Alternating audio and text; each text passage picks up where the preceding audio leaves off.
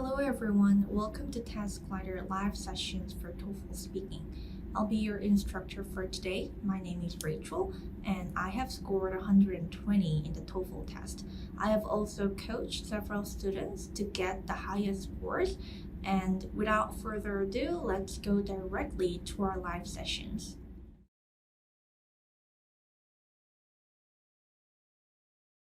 So I'm gonna share to you what to expect from this session. So first, we're gonna go over the basics of TOEFL speaking. I'm gonna give you a guide on the do's and the don'ts. And then I'm gonna show you some examples from my students. I'm gonna share to you the audio recordings that I've got from my students. And then we're gonna have a real-time commenting session. So we're gonna listen to them and we're gonna analyze what they did well and where they could have a room for opportunity and development, and I'm gonna comment on their speaking real time.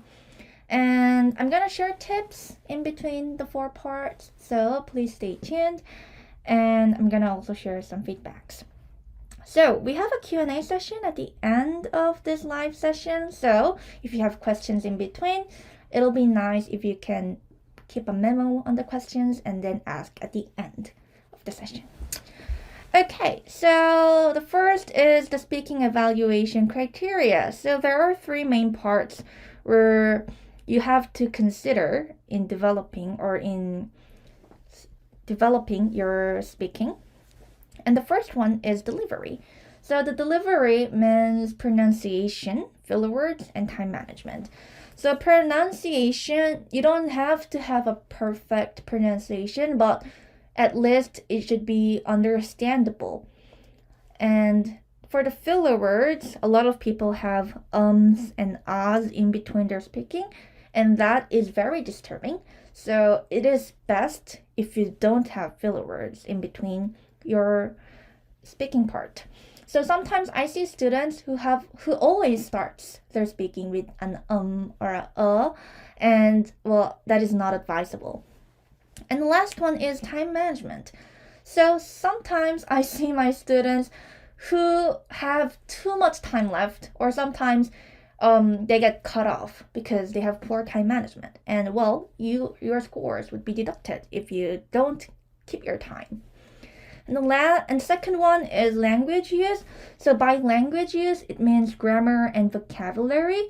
So you don't have to have a perfect grammar while you're speaking, but having one error in a sentence, that's probably okay. But having 2 or 3 errors in a sentence, well, you're gonna get your scores deducted for it. And by vocabulary, the more complex vocabulary you use, well, the better. So an example of vocabulary is like, instead of saying, I had a very nice time, you could say, I had good quality time, or I had a great time. So try to limit your usage of very. And the last one is topic development. So a lot of students get their points deducted in this topic development. And by topic development, it means the logical structure. So some common mistakes that make students lose points per each part are as follows. In part 1, you're supposed to say your opinion and develop your opinion through supporting details. But sometimes I see students who kind of get off topic. So by off topic, I mean like if the question of the part 1 was about cats and dogs, well, they talk generally about pets in their opinion, which is kind of off topic. So you have to be very specific. And second, in the part 2 and part 3, usually there's a short passage and then an audio recording. But I see students who only talk about the listening and not the reading. And if you do that, you're going to lose points on your topic development. And the fourth one is usually there's a topic, there's a subject to the lecture, and then the lecturer explains that. But I see students who only talks about the examples that the lecturer gives to the subject and do not talk about the subject of the lecture. So be careful on that as well. So let's go to part 1, which is the independent task. And the question that my student answered was as follows. Many people prefer to purchase new books, while others would rather buy used books. Which do you think is better? explain. So let's listen to what my student have answered first. I think new books are not only different from old books because new books are actually they do not have any defects in them. They do not have any defects in them. There are no more torn pages in new books. There are not many used sections in the new book, which is why some people may prefer to buy new books rather than old books. Personally, I think buying new books is better because you know that the quality of book is good. You know that no parts of the book are missing. You know that there are no scribblings or any weird marks which are made on the book. So personally, I would buy new books, but I see why some old, people may buy old books due to their lesser cost.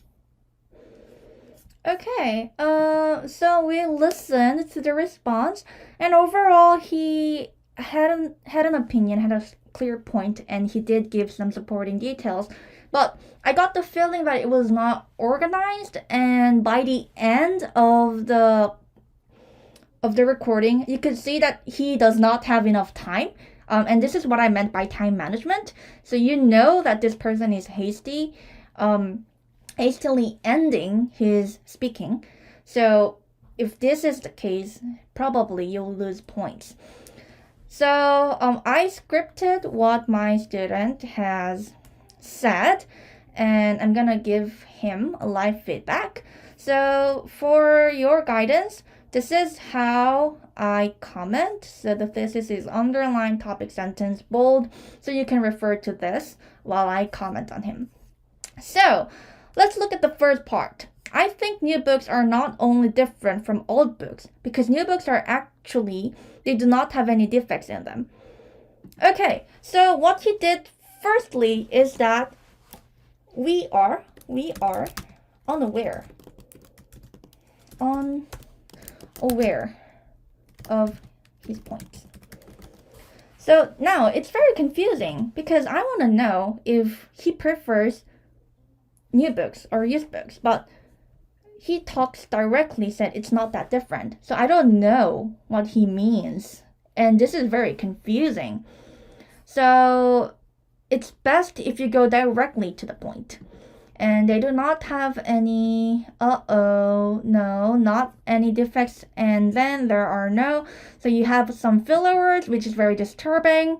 And then he uses a lot of then there are no more tone pages in your books. There are no many grammatical errors again here. There are not many used sections in the book, which is why some people prefer to forward to another grammatical error by new books rather than old books. Okay, just by looking at this, even though it's scripted, I kind of find it difficult what he is trying to point out. So well, this part, it's very confusing for the grader to see which point he has. And then he says, personally, I think buying new books is better. So he gives his thesis very late over here. I think he said this in the 29 seconds. So 29 seconds has passed, and that's when he gives out his thesis, which is not good. Because you know that the quality of book is good. Good. So he has a thesis, and his thesis is that new books is better. And his first reason is that you know that the quality of book is good. The quality is good. You know that there are no torn pages are missing. You know that there are no scribblings or any weird, grammatical error, scribbling. And he gives an example. Okay, so his examples are that the quality is good because no scribblings is what he said. And weird marks. So I think basically he means that it's not dirty. Or there aren't no markings. Markings on the book. So personally, I would buy new books, but I see why some world people may buy old books due to less cost. Okay. So my overall feedback, I would not say this is a very strong part 1 development because he gives his thesis very late. And usually in the part one, it's best for you to have one reason, an example to support reason one, second reason, which is the supporting details, and another example. So this is the structure that you should be aiming for. So I think he would have had time if he just directly said, personally, I think buying new books is better. If he's gone directly to that, it would have given him much more time to develop on his second supporting detail. Okay, I want to. Oops.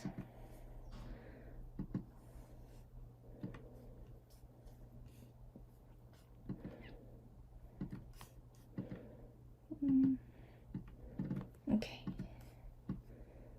So if he did not have this, it would have been much, much, much better. So my recommendation is that go directly to the thesis. Just say, personally, I think buying new books is better because you know the quality of book is good. And try to make your examples longer and more detailed. And by specific examples, it's best if you could come up with your own experience. And to share a tip, it doesn't have to be true. It's okay if you make up your examples. So no markings, and he could say, like, in the past when I was in high school or when I was in college, he could kind of develop his example to something like this. Like he was in college and he bought a secondhand book because it was cheaper, but there was so much marks that he had difficulty in reading or getting information. So if he had said this as an example, it would have made his point stronger. And with the remaining time, he could have dived into a second example or a second reason, and then developed his points more. So to sum up, in the part one, just go directly to your point and do not talk about both sides. Just go directly to what you pursue and just say you think A is better or I think B is better, and then go with the reasons and directly to the example and go to reason 2 and show another example. So in this case, the quality is good. And you can also say, like, for example, another example if I could have developed was convenient. So you can say you don't have to go look for the book at different secondhand shops, bookstores. Yeah, because usually you could say, like, it's difficult to see, or you should kind of see if there's a secondhand book in stock, which is kind of burdensome. So if you buy new books, you don't have to worry about the stocks, is what you can say. Okay, so that was part 1, which was the independent task. And let's go to part 2, which is the integrated task.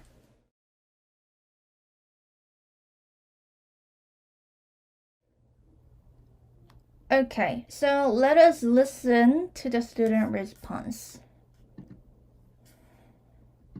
The woman expressed her opinion about artist event going on campus location.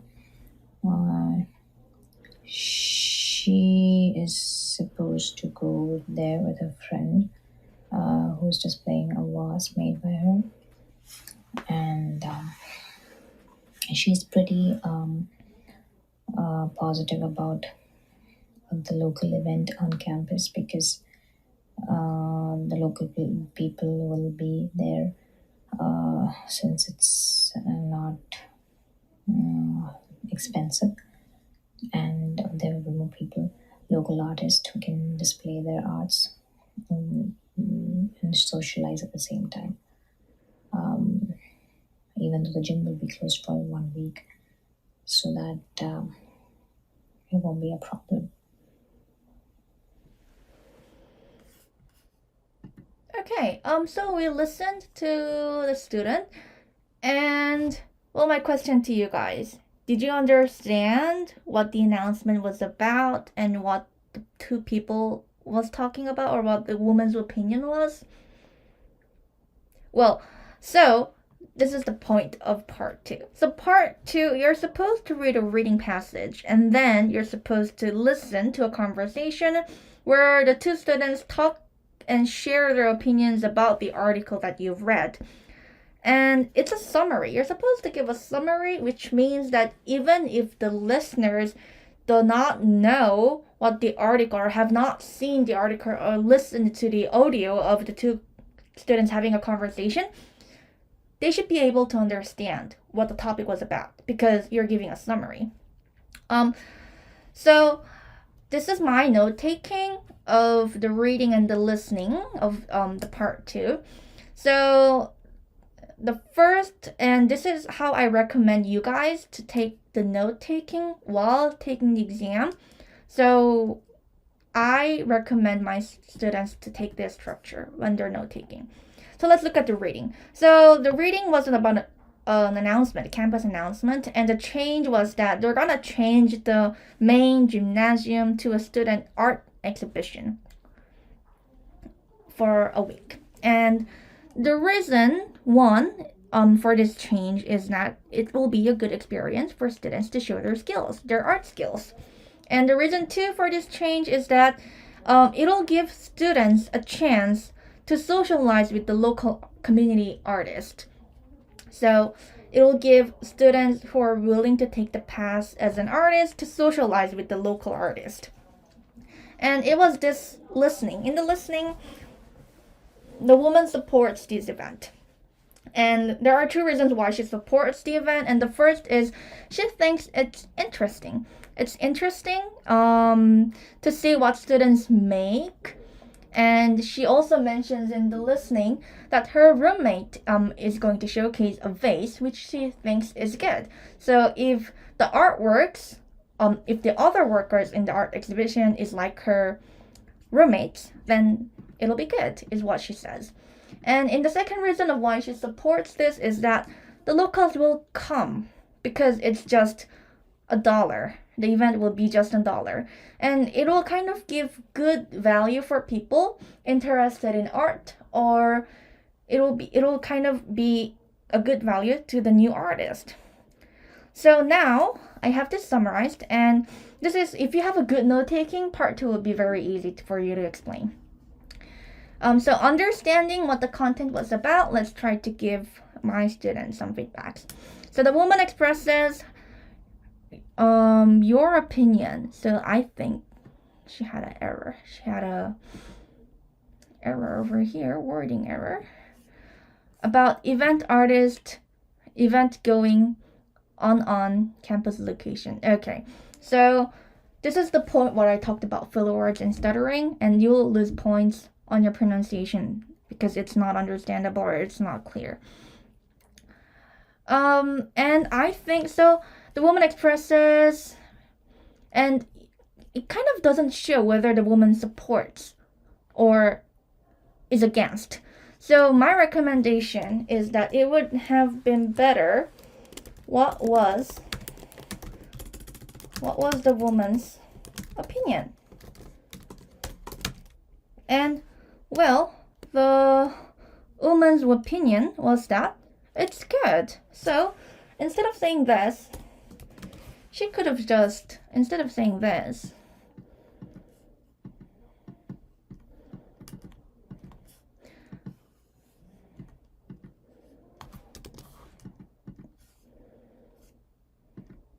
instead of saying this, she could have just go directly and have said the woman has a positive opinion to the artist event.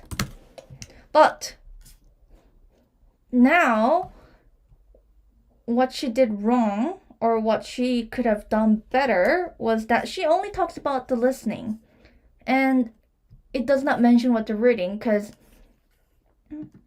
well, the audience does not know what the reading was about. So if she goes directly and says the woman has a positive opinion to the artist event, we don't know what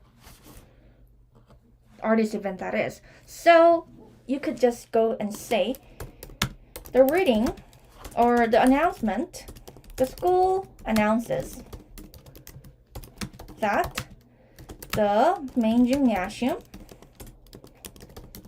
would hold a student art exhibition because, and you talk about your reasons 1 and 2, and reasons 1 is that because it would give students good experience to show off their skills, and it would give them a chance to socialize with the local community artist.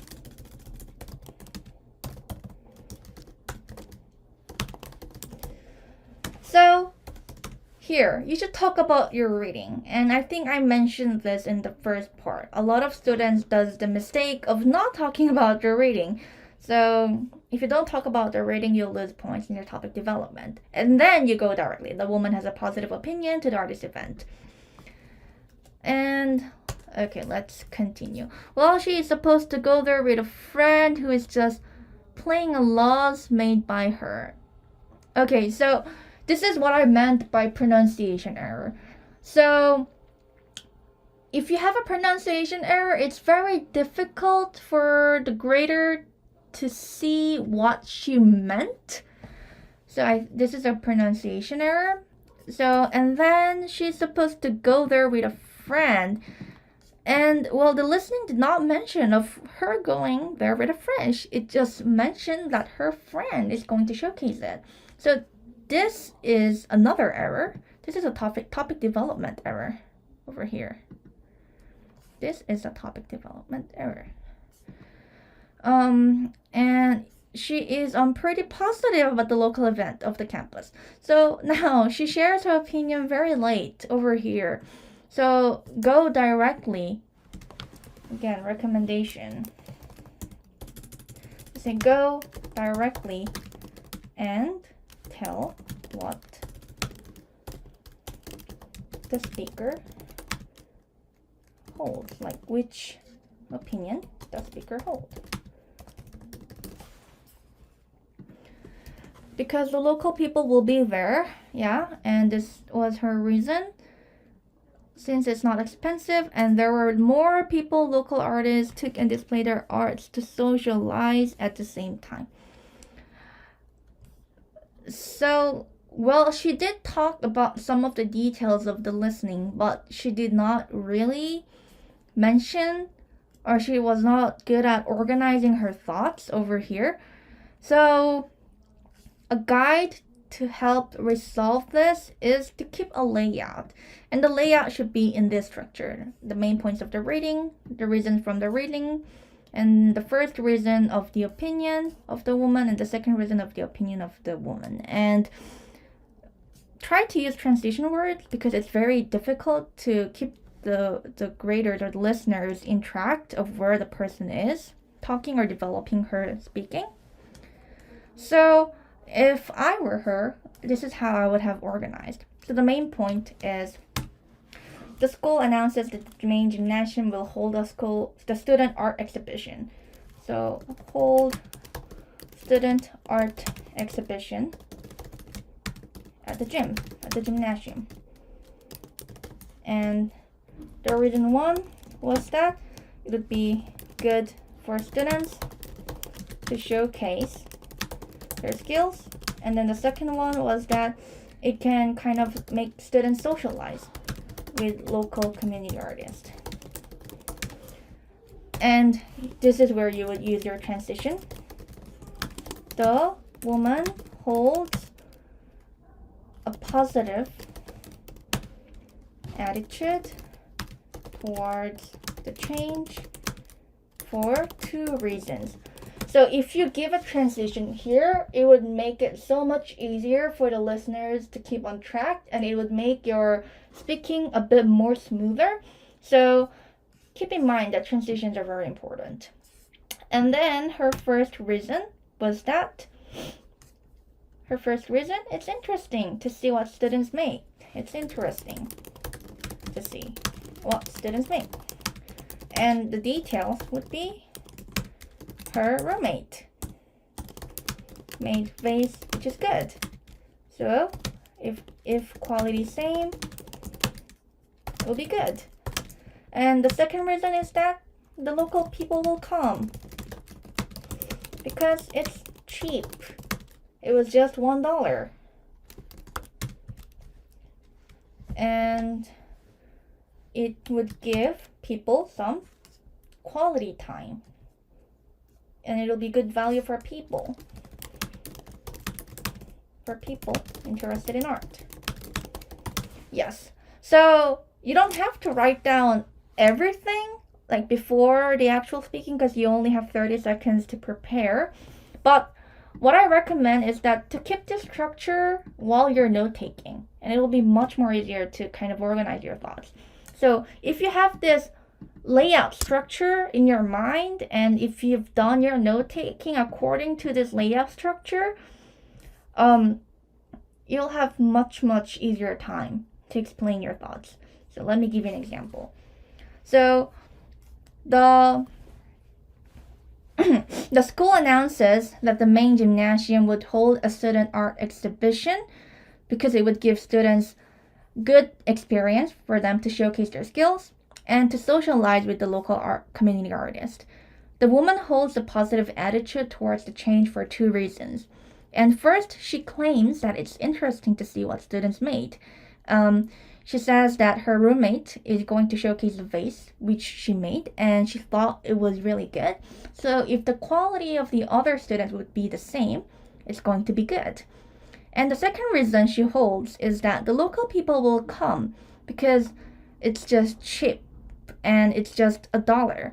So it would give people good value for people who are interested in arts.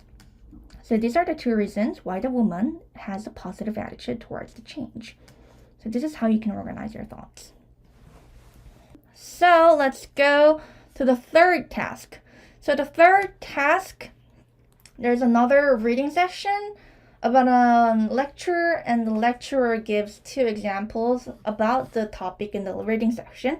And this time, before we listen to the student response, why don't we go to the content first? So I summarized this beforehand, and the reading talks about social marketing. So the term is social marketing, and it gives a broad detail. So social marketing are ads focused on making social good, and it's not focused on making profit. And social marketing promotes healthy habits, and it promotes social issues.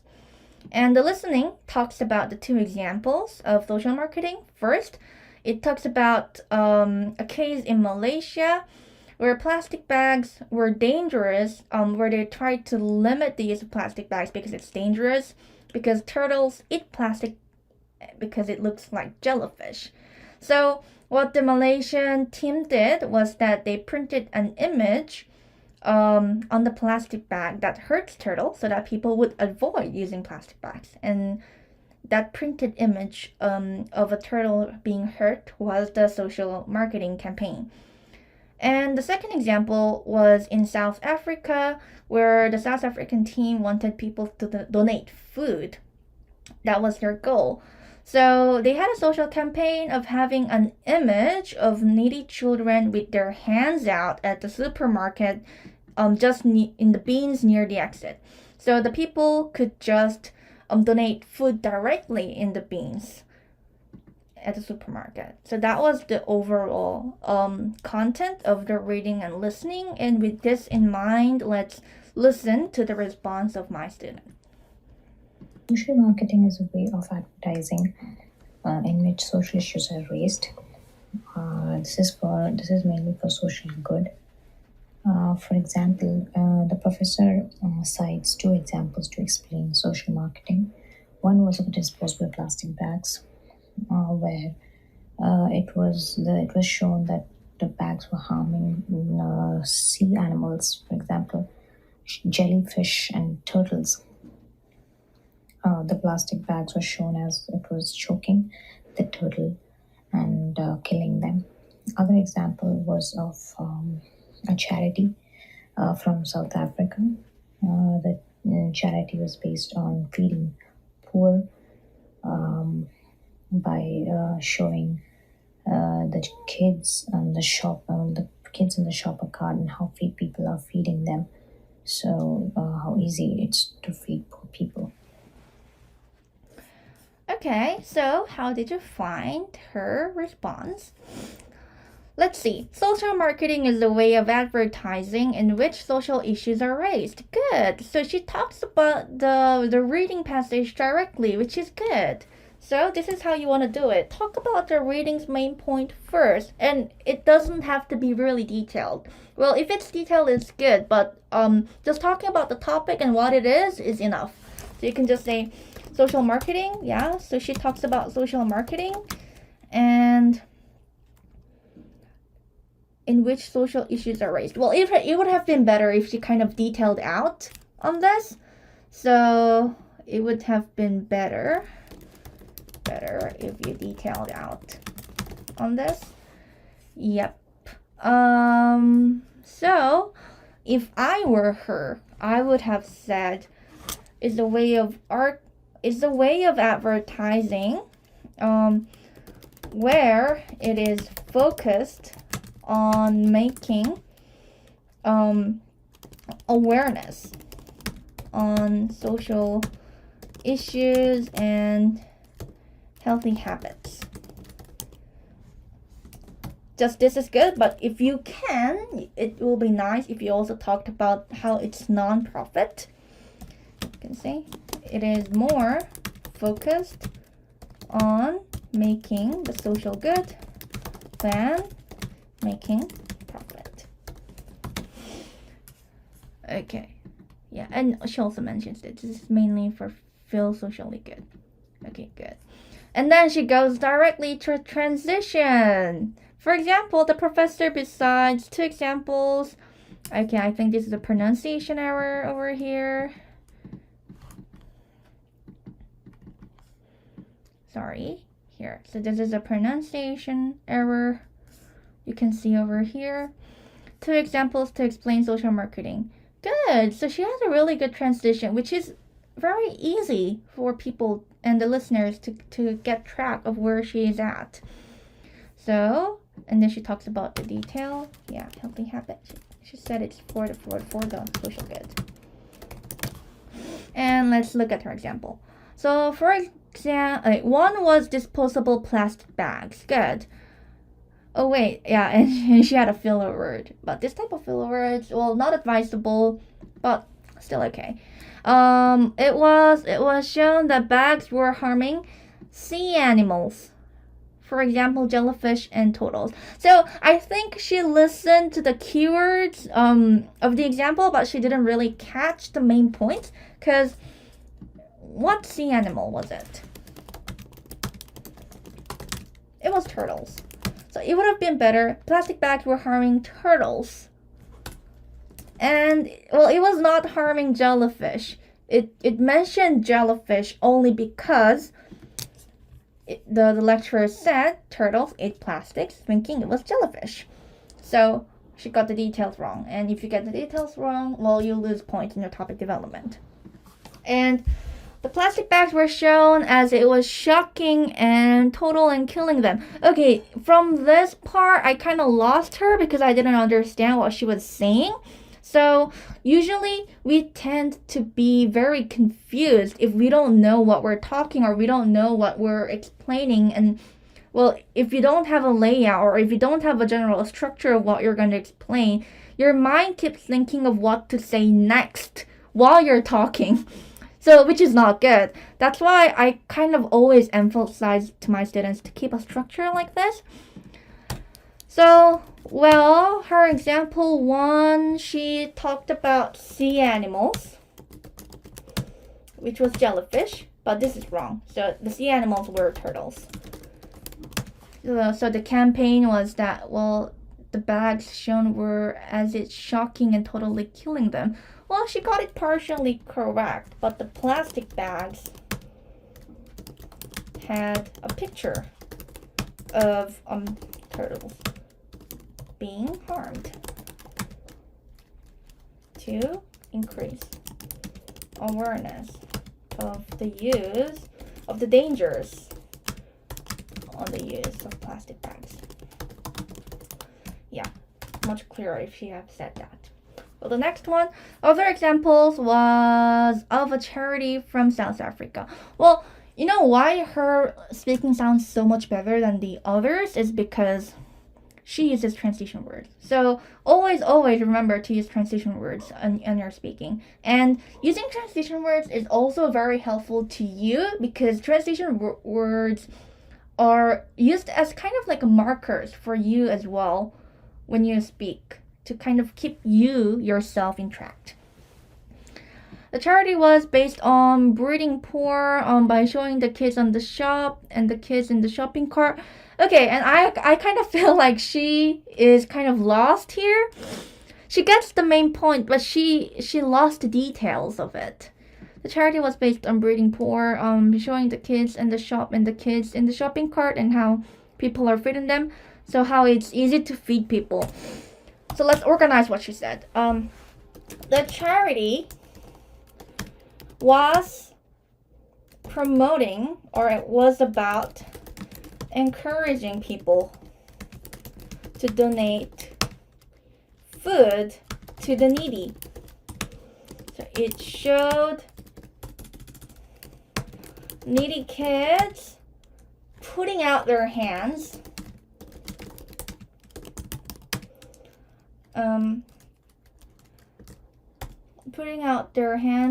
so that people could easily donate food. It showed needy kids putting out their hands. Well, I'm sorry. It showed a picture of needy kids. A picture of needy kids putting out their hands so that people could easily donate food inside the shopping carts. Inside the shopping cart of the picture. Yeah, so if she had said it just this way, it would have been much easier for the listeners. Yeah, that was the example too. So to sum up the comments, well, first, good use of transition words, and good that you talked about the reading and then moved on to the listening. But try, when you're note taking, try to note take on the details of the examples well. Now let's move on. We are in part 4, and part 4 is the section, it's the last section of the speaking test, and it's a section where there is only the listening. So before we listen to the student response, let me also go over the note-taking that I've made of the listening. So the subject is the 2 types of social behavior. And the first subject was antisocial. So details of antisocial.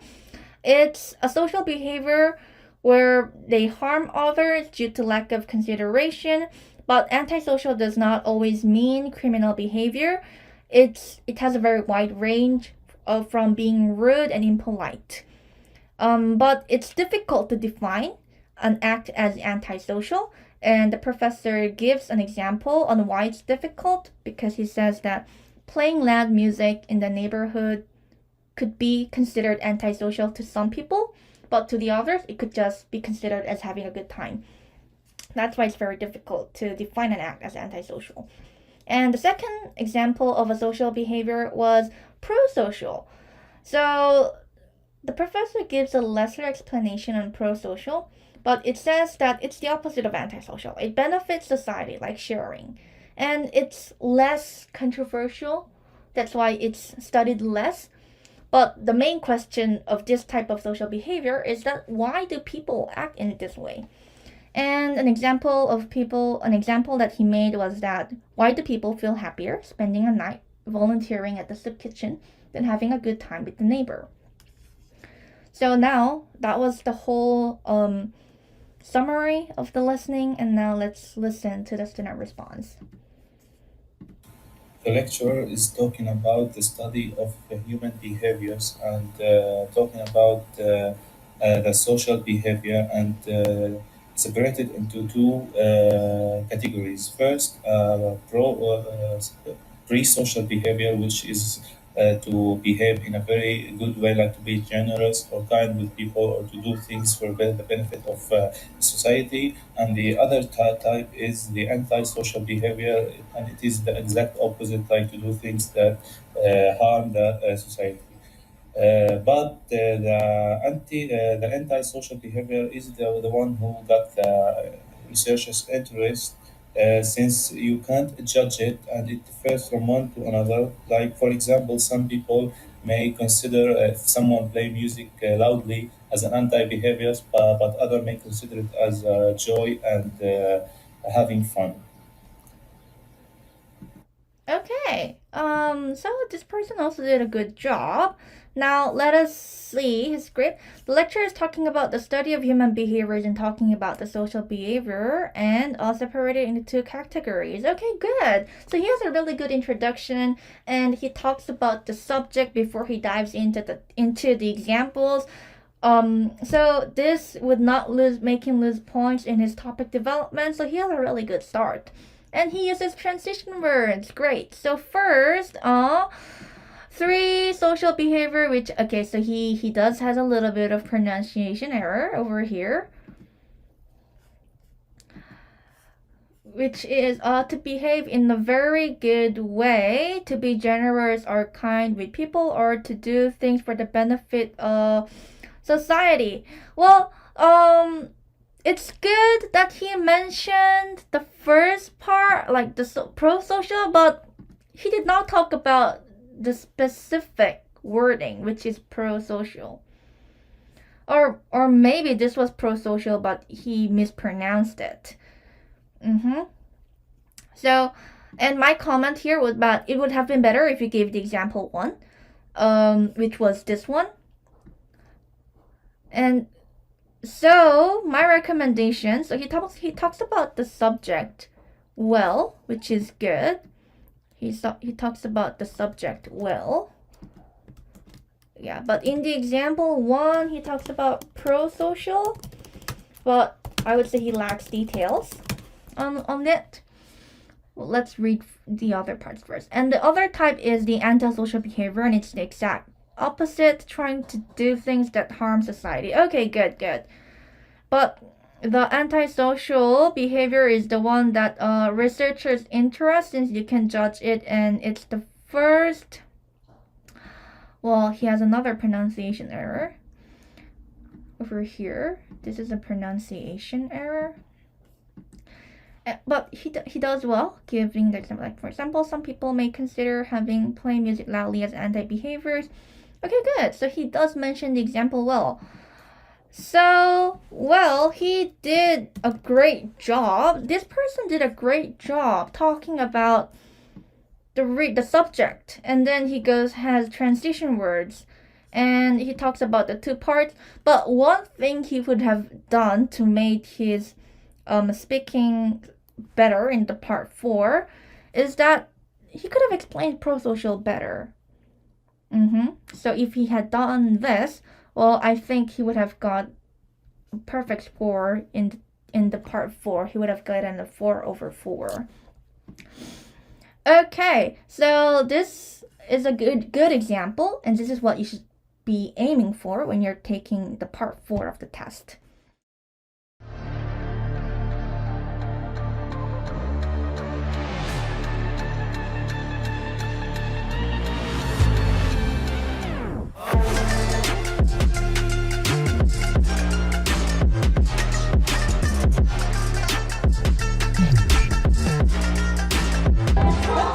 촛불 졸업했다고 사줬어.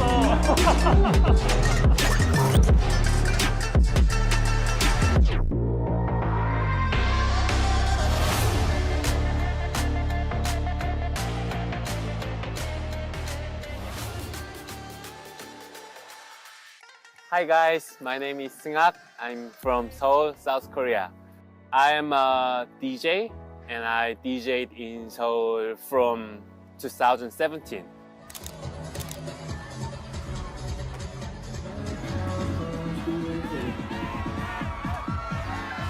Now I'm living in Oslo and I'm studying in University of Oslo.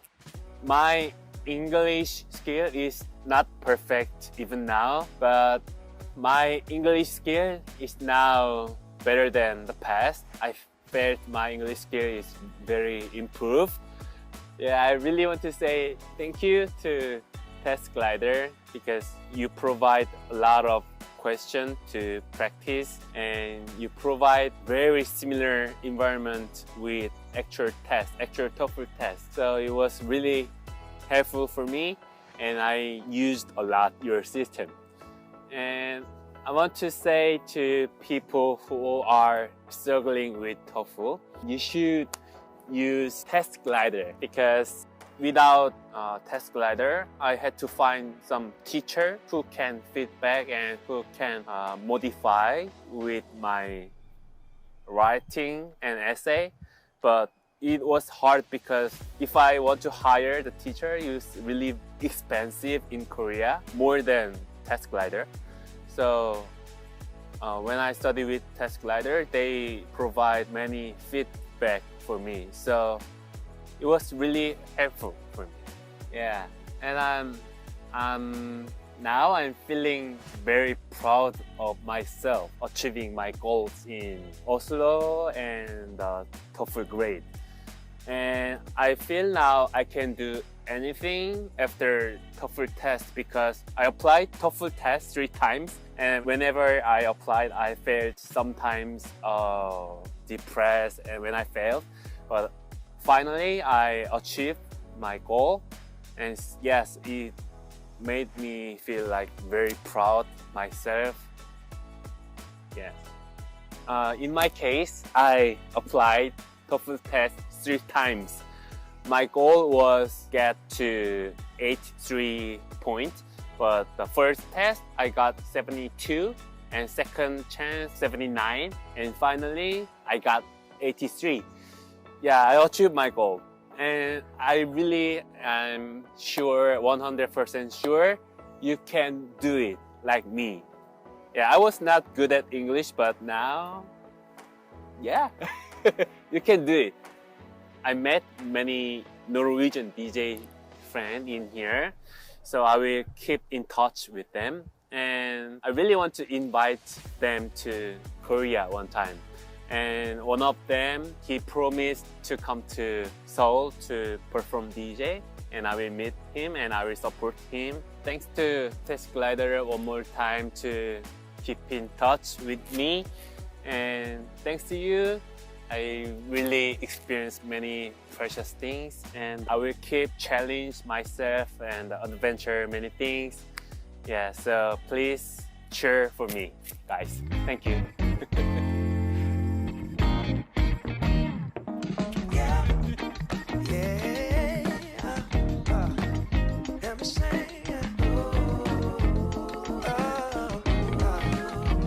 See, funny thing about love is you never really know when it's coming, but you better believe you'll know when it's there.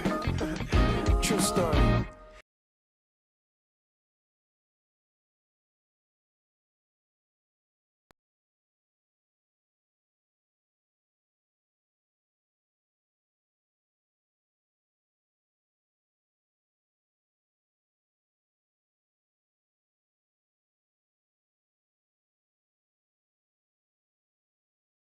Hello, I'll be presenting on TOEFL writing today.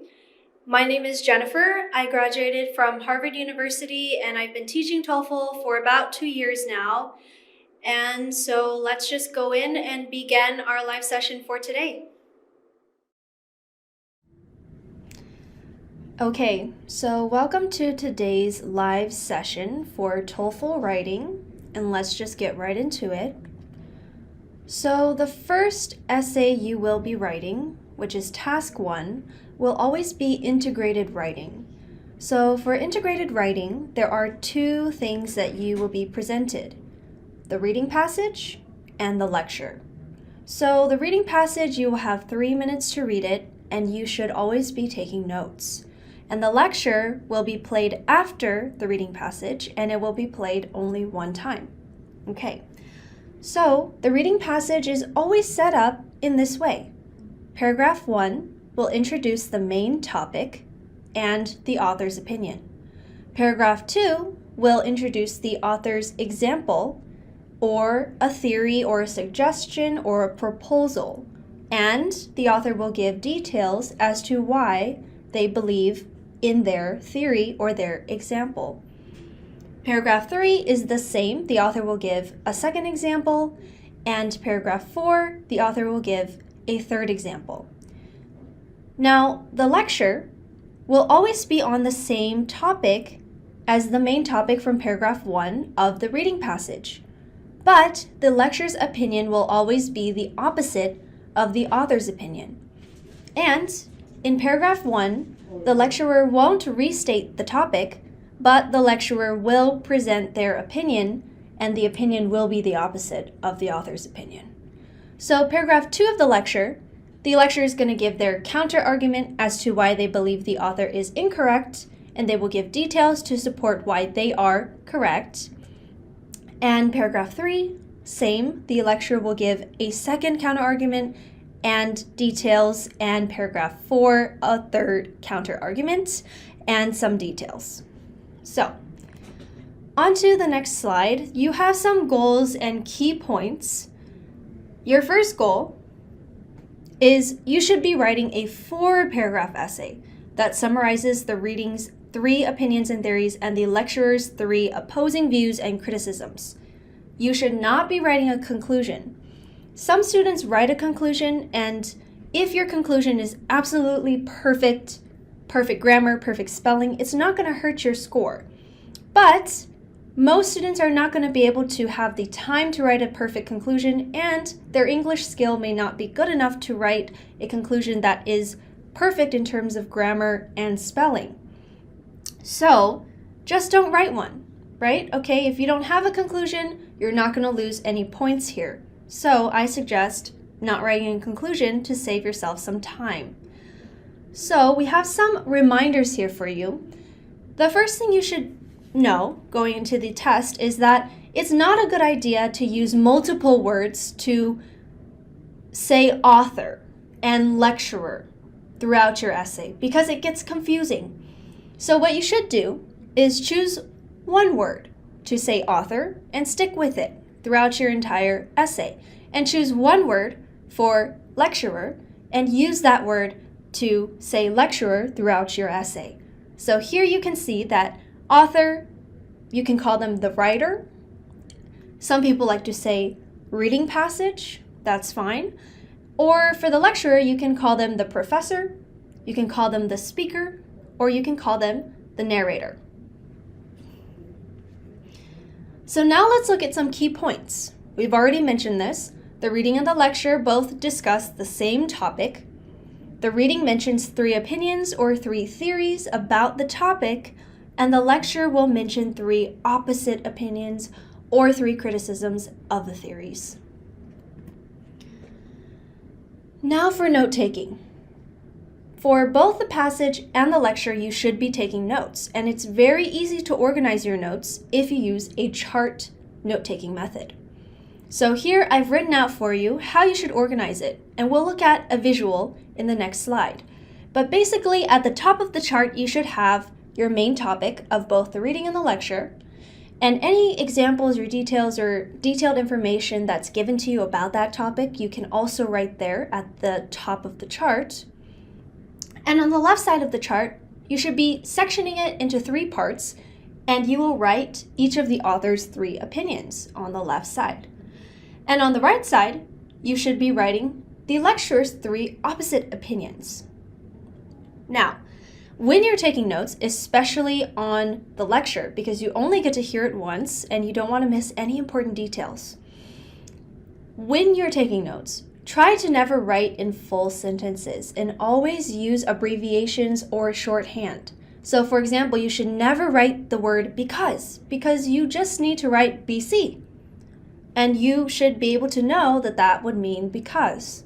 And you can learn and make your own shorthand abbreviations by just practicing. And here we can also use symbols. Symbols are great. So instead of writing and, you can just write a plus sign. Or instead of writing increase or decrease, you can write an up arrow or a down arrow. And the ultimate tip here is never copy exact phrases or sentences from the question, passage, or the lecture. You will lose points if you're copying exactly as it's being said. Always try to use your own words. Now, here's the visual to see how you should be taking notes. So on the left is what we just talked about from the previous slide, and on the right is an example of how a student has taken notes on a passage that we'll be looking at together today, and the main topic here is a tropical disease called malaria. So, how do we write our essay? Well, we'll go through it paragraph by paragraph. Hopefully it will help you out. So for paragraph 1, you can always set it up in this way. Sentence 1, you should always be mentioning the main topic of both the reading passage and the lecture.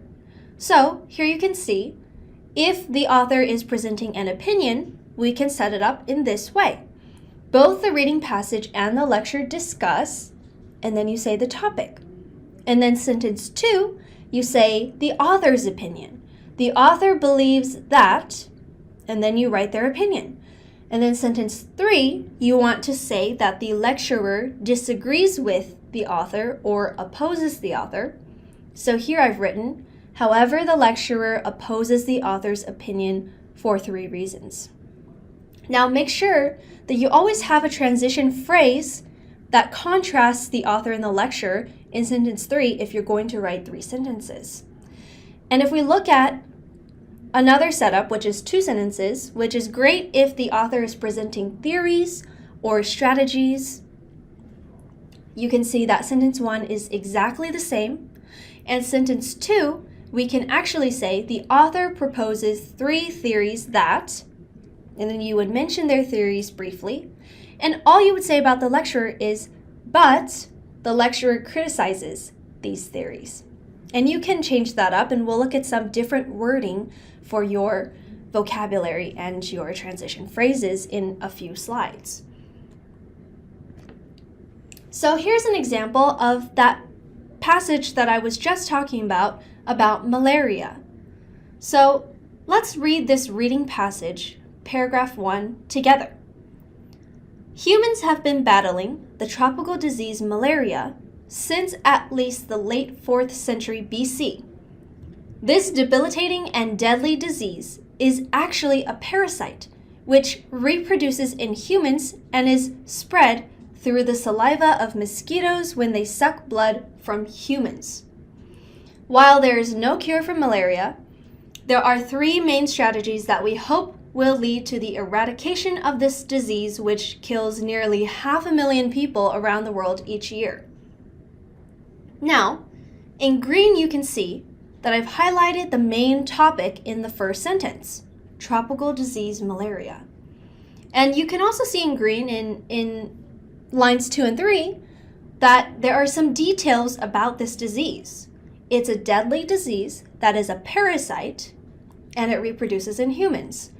And it is spread through mosquitoes. Perfect. Now in yellow, in the next line, you can see that the author is going to talk about 3 main strategies that will lead to the eradication of this disease. Great. Now, if we look at the student's essay and how they wrote paragraph 1,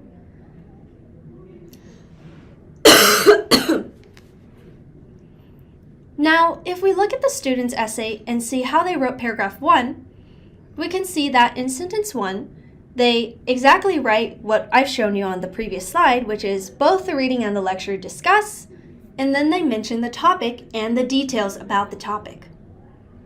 And in sentence 2, again, they've written exactly how I showed you on the previous slide. The author of the reading passage proposes 3 main strategies that, and here the author is talking about strategies that can help lead to the eradication of malaria, but the lecturer criticizes these strategies. Perfect. Now, body paragraphs can be kind of hard to understand, but actually you can structure them so that it's very easy to write. So if we look at the organization by looking on the left side of this slide, paragraphs 2, 3, and 4, which are the body paragraphs, are set up exactly the same. The easiest way to write your essay is to write about the author's opinion or position first. So you would write about the author's position and give the details, and then say that the lecturer disagrees, and then just start talking about the lecturer's details. Paragraph 3, exactly the same, and paragraph 4, exactly the same. I do want to mention a very, very important tip, which is to always use transition words and phrases as much as possible. And the reason is because when you have two different people's theories and examples, you should always be using words to show which example belongs to which person very clearly and which examples are contrasting and disagreeing with other examples. And you can see I've given you a student essay example, and I've highlighted in red where the student uses transition words and phrases, and almost every sentence has a transition phrase. Now, let's look at the next slide. Here are some examples in case you're struggling with vocabulary. A lot of students use the same word, which is the author says, the author thinks, or the lecturer disagrees, or also additionally over and over again in their essay. Now that can lead to a lower score because you don't have a varied vocabulary. And what we want to show in the TOEFL is that you understand English well enough to use different words to say the same thing. So here I've given you some examples. Instead of saying the author says, we can say the author contends that, the author argues that, and so forth. And instead of saying also, we can say on top of that, in addition to, furthermore, further, to add to that. Or instead of saying the lecturer disagrees with the author's claims, we can say the lecturer casts doubt on the author's theories, the lecturer calls the author's claims into question, the lecturer opposes the author's claims, or the lecturer goes against the author's arguments. Great. On the left side, you can see some things that people are going to be looking for when they're grading your essay. So grammar and vocabulary, obviously, that's very important. But organization and structure of how you've written your essay is also very important. And topic development here would mean whether you heard all the details and examples that the lecturer and the author presented. Now, on the right side, I want to quickly talk about the word suggestion. From ETS, they suggest that you write a response between 150 and 225 words. But I would say, and the Test Glider team would agree, is that you should never be cutting out important details just to fit this word suggestion. It's okay if you write a little bit more, and in fact, it might lead to a higher score because that probably means, or hopefully means, that you've heard more of the important details and have written about them in your essay. So always include as many of the details as you can in your essay within the time limit that you have. So now let's look at a student example of how they've written their essay and what things that they've, what kind of mistakes that they've made in their essay and how we can make their essay better. So again, this is the passage about malaria. So go ahead and take about 30 seconds and read the introduction on the left.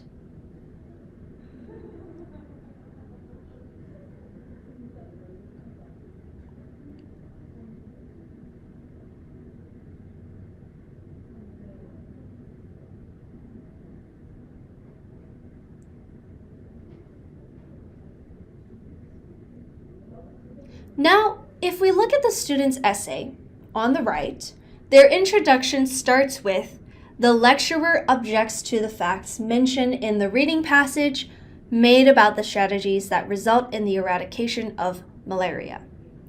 Wow. Okay, so first, remember, the suggestions here. The first sentence should always introduce the main topic so that everybody knows what we're going to be talking about in this essay. So let's read what the second sentence says. The speaker suggests that the notions stated in the reading have issue. Now here, this issue should say issues. That's a grammar mistake. But also, the structure's not very good because the second sentence is talking about the lecturer again. So, again, if we look at the suggestions, the second sentence should always mention the author's position. And then the last sentence, or the second part of the second sentence, should mention that the lecturer disagrees with the author. So we should never be starting our introduction by talking about the lecture. We should always start by introducing the main topic of both the passage and the lecture. And now you can see the edited essay introduction on the right side and the student's original essay. And we can see in green that we've added the main idea, which is tropical disease malaria. And then we've given the details about how this disease is a parasite and it spreads through mosquitoes. And in red, you can see that we've written about the author's position, sentence 2. The author proposes 3 main strategies. And in sentence 3, we talk about, however, the lecturer criticizes the usefulness of these strategies. So, if we take a look at paragraph 2 of the student's essay, we'll find many more mistakes. So, if we look at the passage, this time let's read together. The passage says, the first strategy is to fight the malaria parasite itself by treating patients with powerful prescription medicines. Patients are tested to determine which strain of the malaria parasite is present, as different areas of the world have different strains of the parasite. Then, an effective medicine is administered to combat the symptoms of the infection. Now, if we read the lecture, which is going to disagree with the passage, let's see what the lecture says. First, yes, we have medicines that treat malaria, but we have no drugs that cure malaria. To make matters worse, the malaria parasite has adapted over time to become immune to the drugs we do have. That tells you why the first step in treating malaria is a test for which strain of malaria is present. It's to determine which drugs won't work against that particular strain of malaria. 2 of the most common drugs used to treat malaria in the past, chloroquine and mefloquine, no longer affect some strains of malaria at all. If the parasite continues to adapt to our treatments, then all of our medicines will eventually become useless. Now, if we look at the student's essay, first of all, the professor claims that the assertion about powerful prescriptive medicines is wrong. Now, I've made some edits in the parentheses. The reason I've changed professor to lecturer is to keep everything consistent. In the introduction, the student referred to the speaker, the professor, as the lecturer. So let's use that word throughout our entire passage, throughout our entire essay. So, I've also made a change here. The student called prescription medicines prescripted medicines, but this is incorrect. It should be prescription medicines. And this is something you need to watch out for because this exact word, prescription medicines, shows up in the passage. So what you never want to do is make grammar or spelling mistakes with words that are given to you in the passage. So, if we read the next sentence, as time goes on, mosquitoes have developed their immune systems on these medicines. Now, the student has incorrectly understood a point from the lecture. Now, I've underlined the point in the lecture. Let's read it together. The malaria parasite has adapted over time to become immune to the drugs we do have. 2 of the most common drugs used to treat malaria in the past, no longer affect some strains of malaria at all. So, if we look at the student's essay, they misunderstood that mosquitoes are being affected and that mosquitoes are adapting to the medicines. But that is not true. The malaria disease itself is adapting to the medicines.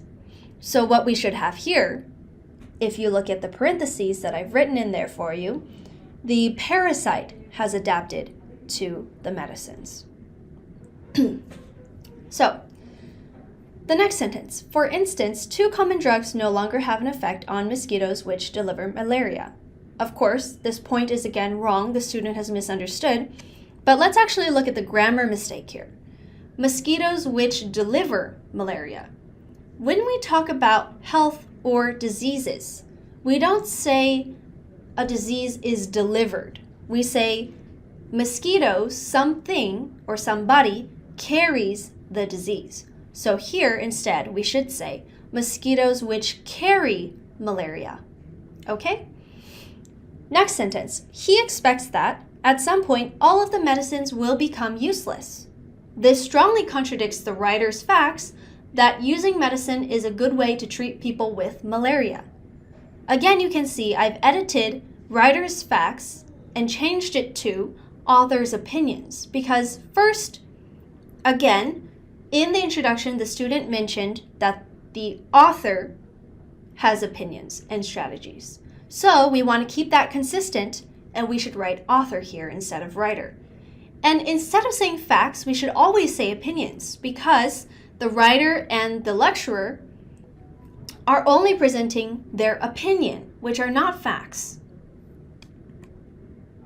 Here you can see the edited paragraph of all those edits that I just explained to you. And you can also see the suggestions that I just mentioned as well. So if we look at paragraph 3, let's see how this student wrote their essay and what we can change to make it better. So, passage. Let's read paragraph 3 together. The second strategy is to kill the mosquitoes that transfer the parasite to humans.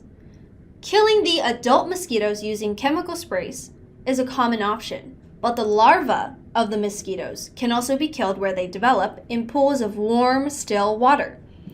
These larvae can be killed using chemicals, but another popular approach is to release fish into the water that prey on the larvae, such as guppies, to eat the larvae before they mature into adults.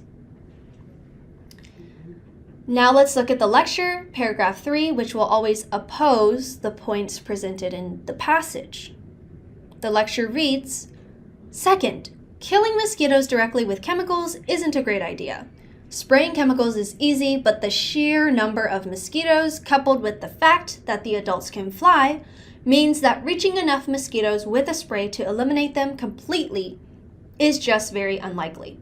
Killing the mosquito larvae in water with chemicals or fish has the same issue. We can't reach enough of them to wipe them out. Perfect. So the second strategy is killing mosquitoes that transfer the parasite. And we've talked about chemical sprays and also releasing fish into the water, so predatory fish, to actually eat the larva so that these mosquitoes don't mature into adults and don't transfer the disease. Great. So if we read the student's essay in paragraph 3, paragraph 3, the student starts with, second, the lecturer suggests that the arguments about annihilating mosquitoes are mistaken. So here I've changed is mistaken to are mistaken because the lecturer mentions multiple arguments, so it should be plural here. And the second sentence, there is evidence to show a different view. And the third sentence, humans cannot kill enough of the adult mosquitoes. Now, we'll see in the edited paragraph on the next slide, but it would be better to actually connect sentences 1, 2, and 3 because 2 and 3 are just adding on to sentence 1. And it's always better to have some kind of transition phrase or transition word, as I mentioned. So it would be better here to add some transition words instead of just mentioning details without connecting or contrasting to other sentences. And we'll see an example of how to change that on the next slide. Let's go on to the next sentence. Moreover, people also cannot fully wipe the mosquitoes' larvae in the water. Now, this is a mistake, a grammar or vocabulary mistake of the verb to wipe something out. So if we look at the lecture, the last sentence says, killing the mosquito larvae in water with chemicals or fish has the same issue. We can't reach enough of them to wipe them out. So here the verb to wipe something and to wipe out something are very different words, okay? So make sure you're listening carefully because this student made a grammar mistake here. Okay, so for the structure of this paragraph, again, we should always write about the author's opinion first and the lecturer's opinion second. And we should always be watching out for grammar or verbs that are already shown to you or that you hear in the passage or the lecture. So again, the student's original essay is on the left side that we just discussed, and I've edited it so that the structure is better. So here in the edited essay, the author is mentioned first and the author's strategies are explained. And then we start with, however, the lecturer suggests that the author's arguments are mistaken. And you can see that after the word mistaken, there is a connecting word, because. And then I've written the student's second sentence. There is evidence that shows that it is difficult for humans to wipe out, and so forth. So it's always better to connect ideas if they connect together, and make sure to use those transition words and phrases. Now, the last strategy. Let's see what the passage says here. The third strategy is called the sterile insect technique. Sterile means the insect cannot reproduce. This strategy involves breeding and hatching millions of mosquitoes, sterilizing the males with low-level gamma rays, and then releasing them into the wild population. Females that mate with the sterile males produce eggs which do not hatch, and this causes the mosquitoes to die out. This strategy has been effective in wiping out a number of insect pests, including the screwworm and several types of fruit flies. Okay, now let's see what the lecture says about this sterile insect technique. The third strategy. The sterile insect technique is actually pretty effective against insect pests, and it has the advantage of being harmless to humans. The problem with using this strategy on mosquitoes is that the sterilized males don't mate as effectively as wild unsterilized males do. The same gamma radiation that sterilizes the males also seems to damage their ability to mate effectively somehow. Maybe it makes them unattractive to females. We aren't sure. The result is that the sterilized males don't mate with enough females to produce enough fertilized eggs to make the species die out. Great. So now if we look at the student's essay, immediately I see again, the structure is not very good here because we want to introduce the author's position first, which is we want to introduce the strategy that the author talks about, which is the sterile insect technique. And then we want to talk about the lecture second. So here, let's look at some of the grammar mistakes that the student makes. Finally, the lecturer points out that the explanation concerning about sterile insect technique is untrue. This is one mistake that is common within students, is that students say concerning about. Another one is discussing about, okay? So we can talk about something, but when we use the verb concern and discuss, we don't use the word about, okay? So here it should say, the explanation that concerns the, or the explanation concerning the sterile insect technique is untrue. Great. Let's actually skip the next sentence and let's go on to the third sentence that says, sterilized male mosquitoes do not mate with female effectively than unsterilized one does before.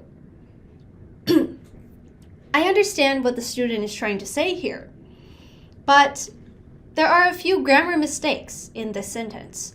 The first one is he's comparing male mosquitoes mating with female.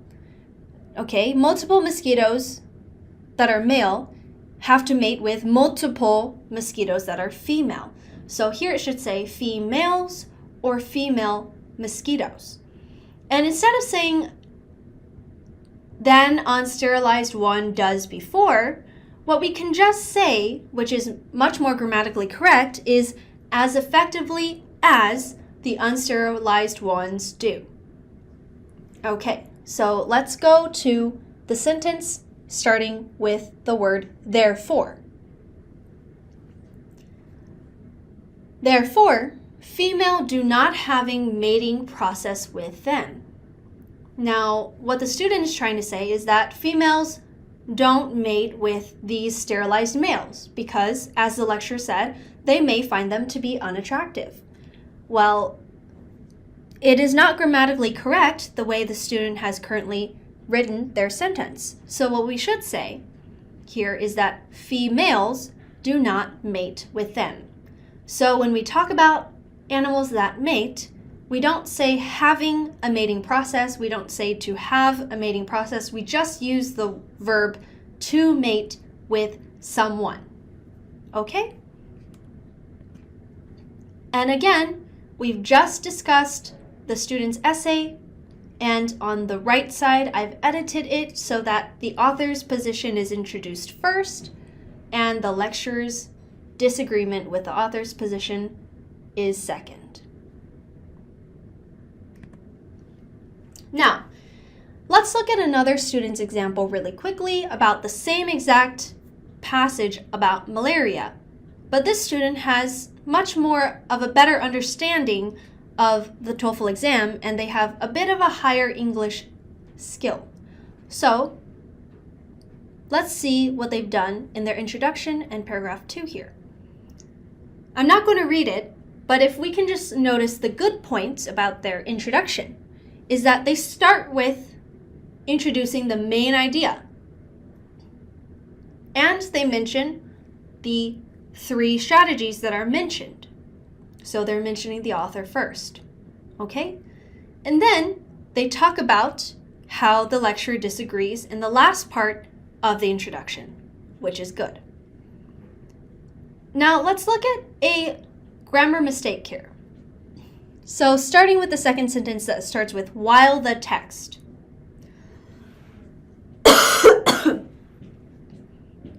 While the text proposes that medication, the killing of mosquitoes that transmit the disease. Oh, and there's a spelling error there, by the way. Mosquitoes should have O-E-S, okay? And a sterilization technique are the most effective strategies to stop the disease. Now, if we stop something, we have to stop something from doing something, okay? So we have to stop the disease from spreading, right? So we can't just stop the disease. We have to stop the disease from spreading to other people. That's what we're stopping, is the spread of the disease. Okay, so that was a small grammar mistake, and then we also saw that there was a spelling mistake with mosquitoes there. And the student's essay, paragraph 2, again, I'm not going to read it, but we can see that, again, the student has done a great job at organizing their paragraph because they talk about the passage first. So they're introducing the author's opinion first, and then they talk about how the lecturer disagrees in the second sentence in the last half. So if we look at what I've highlighted in red here, can no longer treat any stains of the disease anymore. Now, the student may have been typing too fast, or they just accidentally went over the R here, but this student meant to write strains of the disease, and because there is a spelling mistake, that could result in a lower score. So always be sure that if you have any time at all after writing your passage, after writing your essay, to always try to reread what you've just typed out, what you've just written, and check for any spelling or grammar mistakes. Okay. Now, again, paragraphs 3 and 4 set up perfectly, mentions the author first, mentions the lecturer second, and the student has all those transition phrases such as finally, secondly, however. But let's look at some of the mistakes the student has made in paragraph 3. So let's start with the second sentence. This strategy would lead to the death of the mosquitoes, which are the transmitters of that said disease. However, the lecturer counters that argument by stating that. Now, the reason I've changed it to this disease and this argument is that because we've just talked about this strategy in sentence 2, right? We started with this strategy. We've just talked about it. So in English, when we've just talked about something, we want to say this after. So instead of saying that, we should say this disease because we've just mentioned it. Okay, same thing with this argument. We have just mentioned this argument right before, so we should say this argument. Okay, let's continue. By stating that the number of mosquitoes is just sheer too large to be able to kill all of them by just using the two mentioned techniques by the author. So, two issues here. In the passage in the lecture, I believe, mentions the word sheer, which means a lot of. Okay? But they've used it incorrectly here. So don't try to just use words that you hear if you don't know how to use them from the lecture. So the student could have just said, just too large, and that would have been fine. Okay? Now, the student also said two mentioned techniques by the author, but really in English, grammatically correct, if we change this to be grammatically correct, it should say two techniques mentioned by the author. Okay? And in the last sentence, we can see the student also said, will not be able to deal with the entire larva in the water. But, a larva is, a group of these worms before they become insects. And we're not talking about those entire small larvae. We're talking about all of those groups of the larva, which would be the entire larva population. Okay? Now, in paragraph 4, again, we're just going to talk really quickly about this mistake here, starting with the sentence, however. However, the lecturer's stance is that even though the sterilization method has shown very effective with insects in general, the application to mosquitoes will lead to a less promising result. Now, when we say something has shown to be effective, we need to have the infinitive to be there. So I've changed it to say, has shown to be very effective with insects in general, but the application to mosquitoes. So they're also missing that contrasting word, but. Great. Now let's move on to independent writing, which is task 2 in the TOEFL. So the 3 possible question types that you will have for independent writing are going to be agree or disagree, which do you prefer, or support or oppose. So the key points here, you will be asked one of the 3 questions above, and you will be given a statement. The statement is usually given first, and then you will be asked a question about the statement. And when you write your essay and when you're giving your position, okay, answering the question, you should have very specific examples. And we'll talk about what it means to have a specific example. And again, your goal here is to write a 4-paragraph essay. That's 1 introduction paragraph, 2 example paragraphs, and 1 conclusion paragraph. Okay? Now, let's see what it means to have a specific and a not specific example. So the question is, do you agree or disagree with the following statement? And the statement is, people today spend too much money on clothing to improve their appearance. Now, the not specific example is what a lot of students would write, is, I agree with this statement because I personally know a lot of people who spend money on their clothing because they care about their appearance.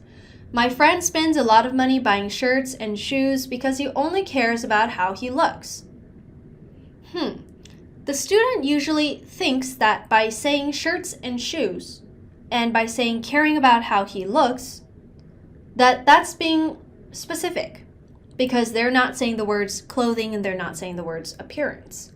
But it's actually not very specific because shirts and shoes is another way to say clothing, and caring about how you look is just another way to say appearance. So the student hasn't given me any extra information as to why they agree. They've just said the same sentence twice. Now, if we read the specific example, I agree with this statement because a lot of my friends from school spend a lot of money on clothes because they care about how others view them. For example, my best friend Katie spends all of the money that she earns from her part-time job on clothes every month. But she doesn't buy them because she likes them. She buys them only because they're trendy. And she wants people to think that she's popular so that she fits in with everyone else. Everything I've highlighted here in orange are great, specific, and personal details that make this example specific. They mention the name, they mention their best friend, they make it personal.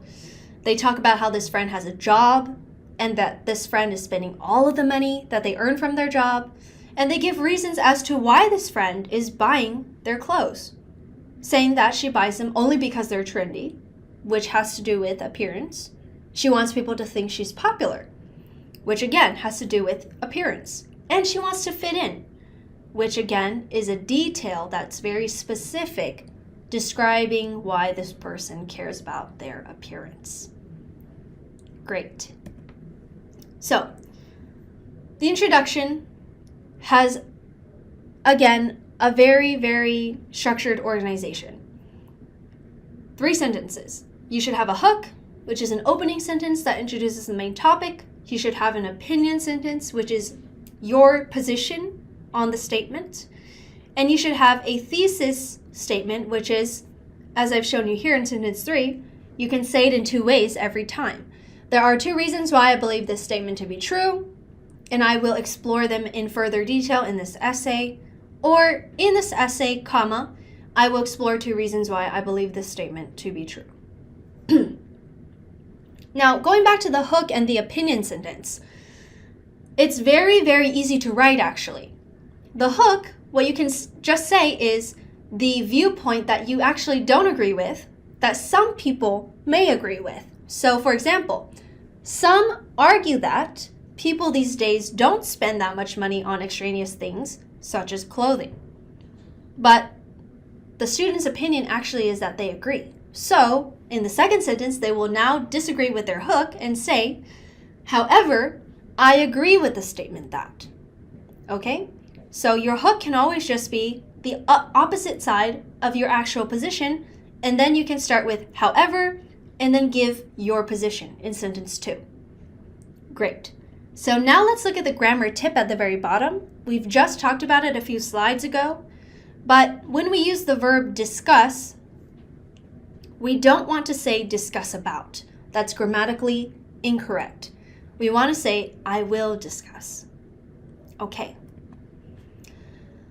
Now body paragraphs 2 and 3, where you're giving your specific details and examples and your reasons to support your statement, to support your position, are actually, again, very structured and easy to write if you know the structure. If we look at sentence 1, we should have an introductory transition phrase, and then you give your example. You should always have 2 examples, so I've written down here for you 2 examples of how you can start each paragraph. First paragraph, you can start with, first, I agree with this statement because, and then you give your example. The second example, you can just start with additionally, and then give your example and say, is another reason that supports why I think this statement is true. Great. Now, when you're giving your specific reasons to support your position, I've written a note here for you. Personal examples of friends, family, or yourself are the best examples. Why? Because the grader cannot check if your examples are true if you're talking about yourself. And they are forced to believe that what you're saying is true. And they really think that you have something specific to support your statement. So you don't always have to tell the truth. You can think of any good, strong example and make up a story about a friend or a family member. But you should make sure that your example is believable, because I've had some students who try to write about historical events that have never happened, and it's very easy to disprove those examples. So make sure, again, keep it personal and try to give examples that people can't prove to be incorrect. Okay, so I've given you an example here of how to write that. I'm not going to read that right now, but you can review that on your own later. The last sentence of your body paragraph should connect your example and your reason back to the question. You need to conclude every body paragraph for structure purposes, okay? So the way we can do this is using a word like therefore, thus, and then we would restate our reason or example, and then say that I mentioned in my essay clearly show that many people spend much of their wealth on their appearance. And that connects straight back to the original statement and your position. Perfect. Now for your conclusion, you should organize it in this way. A conclusion phrase, and then restating your topic, and then restating your opinion. And I've given you a hint here in the parentheses to look at your introduction. So you're basically just rephrasing your introduction. Remember the introduction, what we did was a hook, your opinion, and your thesis. So here what you should have is looking at your hook and your opinion. Because in purple, restating the topic, well, that's restating the hook, right? And then your opinion, well, that's restating sentence 2 of your introduction, which is your opinion. Okay, so I've given you an example here. To sum up, while some people believe that people today don't actually spend that much money on things such as shoes or clothes, I wholeheartedly believe that people, in fact, do spend a lot of extra money on their appearance.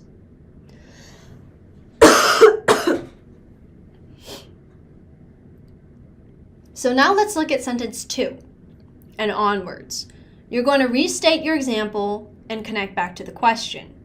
This could be 1 or 2 sentences. You usually don't want your conclusion to be more than 2 or 3 sentences. So I've given you an example here of how you could put it into 1 sentence. My personal experience regarding, example 1, and example 2, further illustrate my point that many people today spend too much money on how they look. And as you can see, every time I talk about the question, I tried to change the wording just a little bit. And that's a really great way to show the grader that you have that vocabulary and you have that transition phrase. You have a good knowledge, good working knowledge of how to change it up and say the same thing in different words. So finally, we're looking at the scoring here for the independent essay, task 2. The grading criteria is very similar. Scores are deducted if you can read that on your own. But what you should note here is that topic development, and what we mean for independent essay task 2, topic development means your examples and your details and your reasons. Okay? That is the most important thing for a high score here. So you want to always make sure that you have everything else, the organization, vocab, the grammar, but make sure your examples are strong. Okay. Now, if we look at the word count suggestion from ETS, again, they say typically students would write at least 300 words or more for an effective response. Again, a reminder from Test Glider is that 300, don't think that just because you wrote 300 words that you have a great essay. Okay, and don't think that because you wrote maybe 400 words that you don't have a good essay because it's too long. Again, there's no maximum length, and what you should be focusing on is that your details and your transition words and phrases are all there. So make sure you include as many important examples and details as you can in your essay within the time limit. So that's all we have today for TOEFL writing. I hope you guys learned something, and we're going to open it up for Q&A now. So if you have any questions, make sure to leave a comment and we'll be sure to answer your questions right now.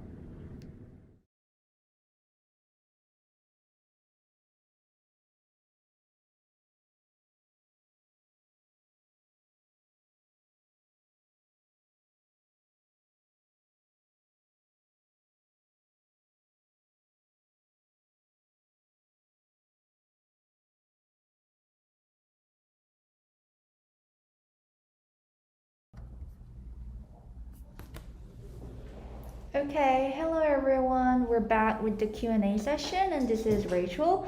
And now we'll get back to the questions and have a Q&A session.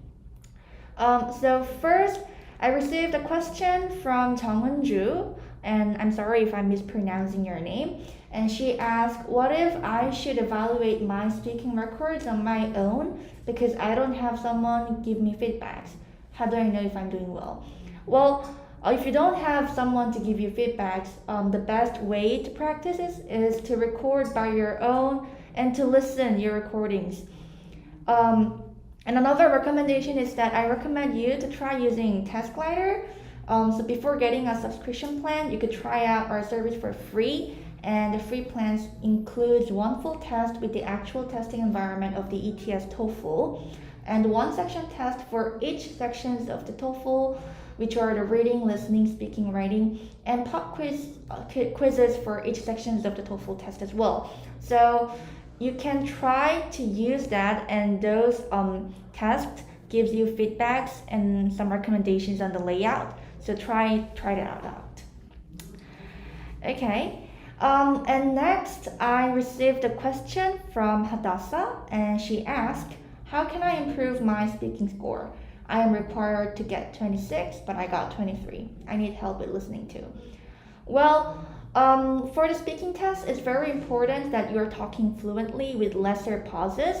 And remember the 3 evaluation criteria that I've mentioned a while ago in my speaking lecture. So the tips are, try using the structure that I've introduced. Like for the part 1 of the speaking, I recommended you guys to try using the format of the thesis, supporting detail 1, example to supporting detail 1, supporting detail 2, and some explanations for supporting detail 2. So the live session would be re-uploaded on our channel, so you can rewatch it again. And again, try studying with TestGlider practice test. It gives you the actual testing environment, so it will help you to be used to the testing environment. So next, a question from Stephanie. She mentions, I heard the TOEFL has a dummy. What is a dummy? So during the TOEFL test, you would be seeing an extra questions in either the reading or listening sections, and we call that the dummy questions. So dummy questions are the new questions that the ETS is testing out. And it usually comes out in either the listening or the reading. So in the listening, the dummy is a group of 1 conversations and 1 extra lecture. And in the reading section, it comes out as 1 extra passage. But you don't know what passage comes out as a dummy, and it's not graded. So try to solve all questions with all your mind. Yeah, and another question from Stephanie, she had another question saying that how long would it take to reach my goal score? Well, to answer that, it really depends on your goal and the amount of time that you invested. If you're a beginner, it might take some time.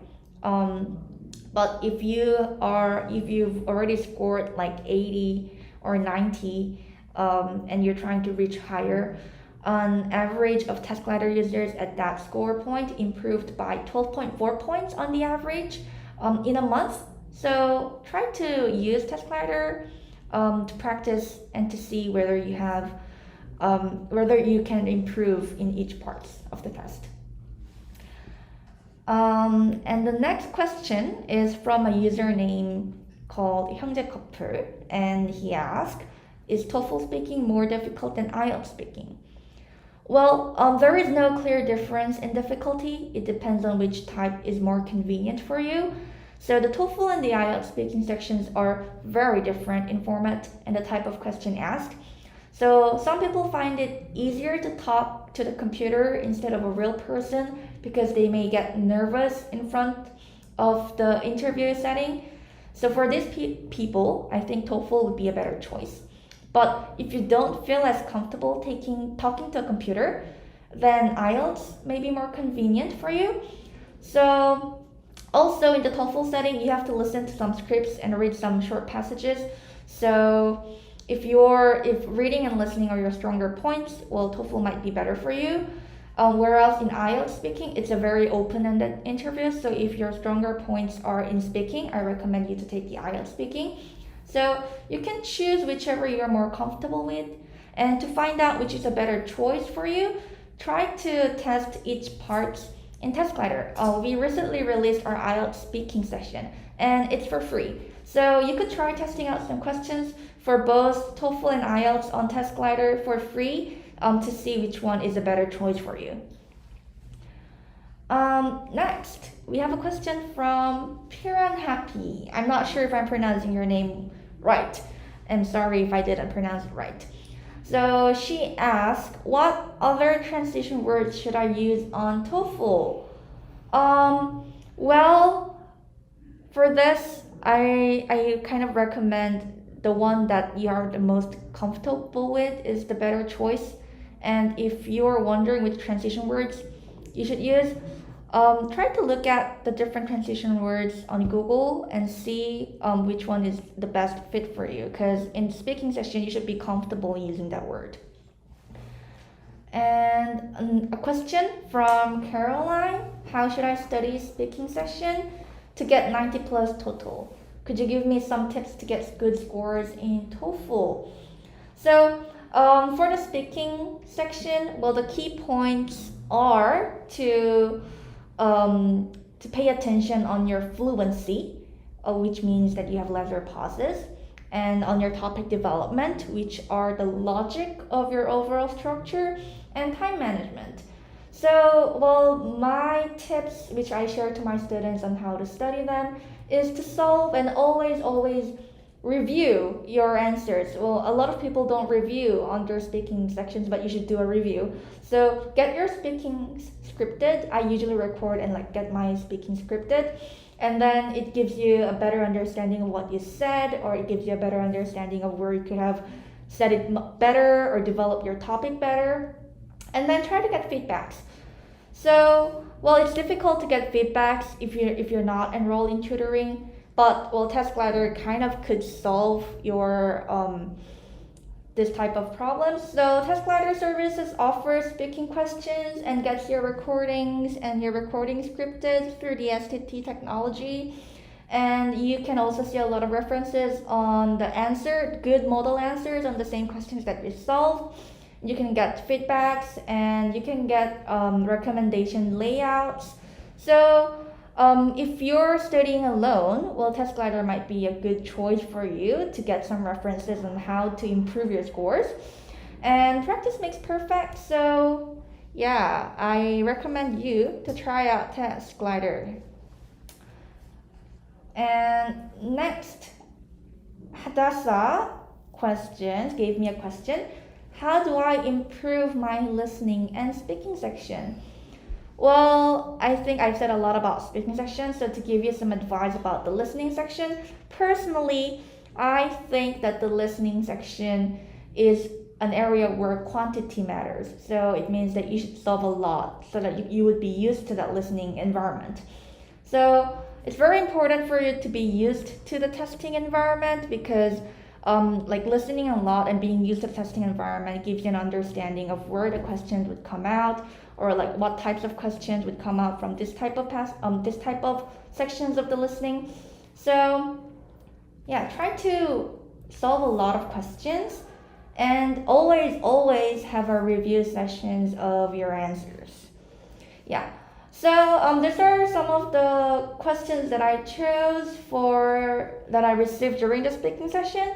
And now I'm gonna hand over the mic to Jennifer, who's going to answer some questions about TOEFL in general and writing. Hey guys, so I'm gonna look over some of the questions that you guys had for the writing section.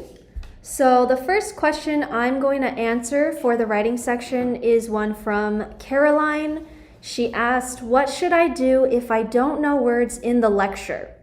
So my answer to that is usually difficult words will be described to you in the lecture or the reading passage. But of course, it's possible that there might be an unfamiliar word or concept that you've never seen or heard before. But remember that if there's something you don't understand, try to remain calm and focused and listen clearly for the next important detail. Make sure you don't get stuck on the part that you don't understand and miss other important details. Okay, so looking at the questions again, we have another question from Lee So-min.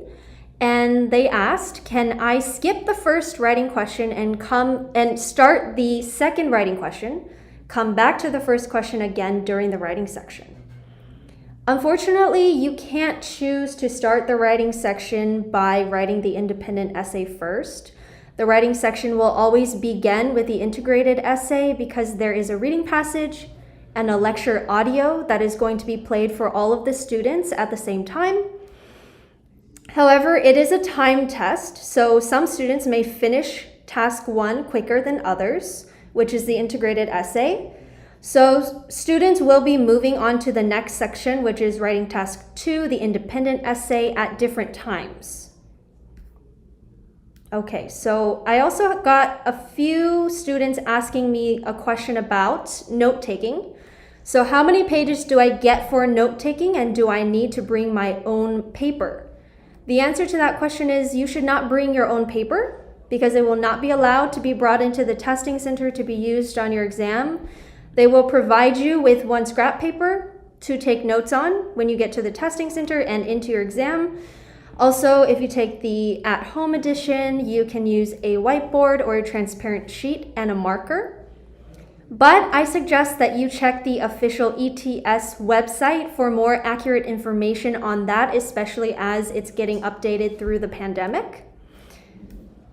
Now we have a question from Hyunjae Kapur who asks, do I always get a higher score if I write longer? No, you will not automatically get a higher score if you write a longer essay. Again, as we discussed in the lecture today, your organization, structure, grammar, and other important criteria are the most important. In the writing lecture, we went over some of that grading criteria for both parts, and we will upload this session to our YouTube channel after. So please review that part about the grading criteria if you missed that part. So I had a lot of questions about studying for the TOEFL without a tutor. Okay, so the answer to that is the reading and listening sections should be relatively easy to prepare for alone. Test Glider has a blog where you can read many more tips and get even more detailed advice about all sections of the TOEFL for free. We also will be uploading more blog posts about reading and listening and other question types in the coming months, again for free. And you can also leave us questions there on our blog posts. Test Glider also has an essay forum where you can go on there on our website. You can access it on our website, upload your essay, and receive feedback from other users or students. For many students, the writing and speaking sections may be difficult to prepare on your own without receiving feedback from a tutor, but Test Glider can help you with that as well, because it can help you in many ways that tutors would help you by providing you with sample essays that have scores and feedback attached to them. We also give you note-taking examples and idea suggestions for the speaking sections. And we have an essay forum again where you can upload your personal essays and get feedback from other users.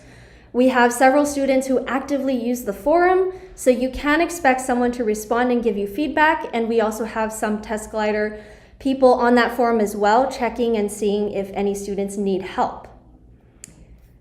So we have one last question from a student who asked, throughout your teaching experience, have you seen students who went from lower 80s to a 100 within a month or so? I'm curious to know how much we can realistically pull off within a month starting at 80.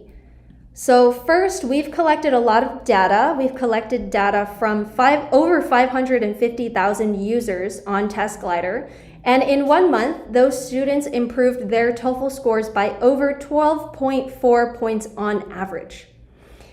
And in my own personal teaching experience, most of my students also improved their score by 10 to 15 points in just 1 month of tutoring. So we have one last comment for you here today. So that was the TOEFL Speaking and Writing lecture by TestGlider. I hope you all enjoyed it and learned something new today. We do have a survey that we posted the link for in the comments section. It only takes a minute to complete, so please take the survey and let us know what you thought about this lecture. Thank you.